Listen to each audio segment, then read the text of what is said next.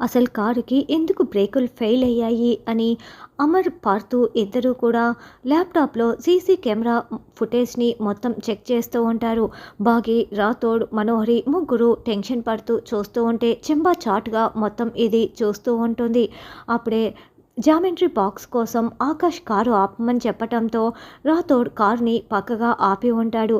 సరిగ్గా అప్పుడే ప్రచండ ముఖానికి ముసుగు కప్పు కారు కిందికి దూరి బ్రేక్ వైర్ కట్ చేస్తున్న సీసీటీవీ మొత్తం ఫుటేజ్‌ని అమర్, బాగి, రాథోడ్, పార్థు అందరూ షాకింగ్‌గా చూస్తూ ఉంటే, అయ్యో! ఈ ప్రచండ ఇలా దొరికిపోయాడేంటి అని మనోహరి కంగారు పడుతూ చూస్తూ ఉంటుంది. ఎవడు వీడు ఇలా బ్రేక్ వైర్‌ని కట్ చేశాడు అని అమర్ షాకింగ్‌గా అడుగుతూ ఉంటే, సార్ ఆ మాంత్రికుడిని చూస్తుంటే ప్రచండలా కనిపిస్తున్నాడు సార్ అని బాగి కనిపెట్టేసి చెప్పేస్తుంది. దాంతో అమర్‌కి మనోహరిపై డౌటు ఎక్కువైపోయి, ఏంటి మనోహరి అతనేనా అని నిలదీస్తూ ఉంటాడు.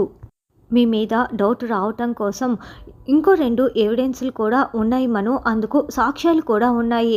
కార్ బ్రేకులు ఫెయిల్ అయ్యాయని రాథోడ్ అమర్‌కి కాల్ చేయటానికి ముందు, ఆ తర్వాత 3 ఔట్‌గోయింగ్ కాల్స్, 1 ఇన్‌కమింగ్ కాల్స్ మొత్తం కూడా రికార్డ్ అయ్యాయి.